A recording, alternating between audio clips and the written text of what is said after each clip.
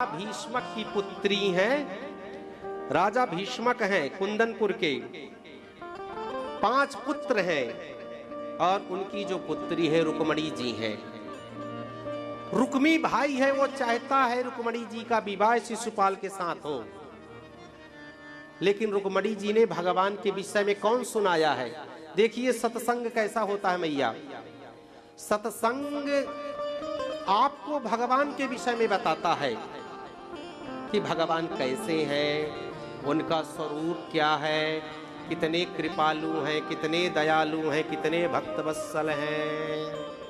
रुक्मणी जी ने भगवान के विषय में सुना, संतों के मुख से सुना, नारद जी के मुख से सुना कि भगवान सुंदर के साथ गुणवान भी हैं, वो भगवान हैं। बहुत सुनती हैं और जाकर के भगवान से प्रीति हो गई। अब भगवान से विवाह करना चाहती है। भाई तो चाहता है कि शिशुपाल से विवाह हो, रुक्मणी जी चाहती है कृष्ण से विवाह हो। अब इस मामलों में भाभी सहायता करती हैं, आज भी, पहले भी करती थी, आज भी। इस बदमाशी का जो भाभियां होती हैं, वो अगर कोई ननद हो और छोटी है, भाभी आ गई है, बड़ी है, ननद प्रॉब्लम बताती है, भाभी सॉल्यूशन उसका देती हैं।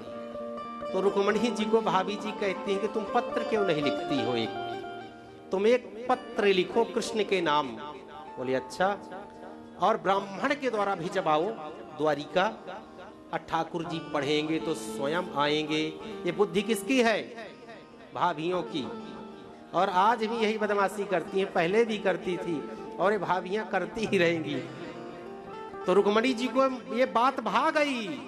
रुक्मणी जी ने बड़ा सुंदर पत्र लिखा, सुंदर बना करके कृष्ण के नाम। श्रुत्वा गुणान भुवन सुंदर शृण्वतान्ते, निर्विश्य कर्ण विवरै हरतो गतापम, रूपम दृशाम दृशिमताम मखिलार्थलाभम, त्वय्यच्युता विशति चित्रमपत्रपम मे, त्वय्यच्युता विशति चित्रमपत्रपम मे। क्या लिखती हैं पत्र में रुक्मणी जी? रुक्मणी जी लिखती हैं कि श्रुत्वा गुणान भुवन सुंदर शृण्वतान्ते, निर्विश्य कर्ण विवरैर् हरतोंगतापम। हे गोविंद, आपके विषय में मैं इतना सुन चुकी हूं कि आपसे प्रीति हो गई है, आपसे प्रेम हो गया है और आपसे विवाह करना चाहती हूं। अच्छा, आपको कैसे आना है, कैसे मुझे ले जाना है? रुक्मणी जी ने सब कुछ पत्र में बता दिया कि मैं पूजन करने आऊंगी मां पार्वती का, तब आप आइएगा, मुझे ले जाइएगा, नहीं मेरा भाई मेरा विवाह जो है शिशुपाल से कर देगा। सब कुछ पत्र में बता दिया रुक्मणी जी ने। और आज जो है ब्राह्मण देवता को पत्र रुक्मणी जी ने दिया कि जाओ द्वारकाधीश को पत्र दे करके आओ।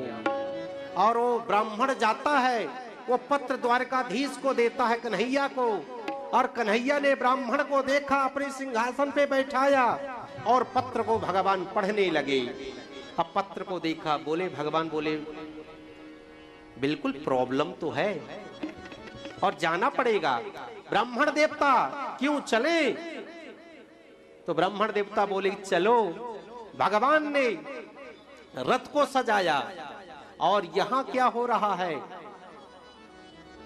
रुक्मी ने 10,000 सैनिकों को लगा दिया कि कृष्ण आए तो वहीं से भगा देना, मेरी बहन को कृष्ण ले जाने ना पाए, सुरक्षा में खड़ा कर दिया।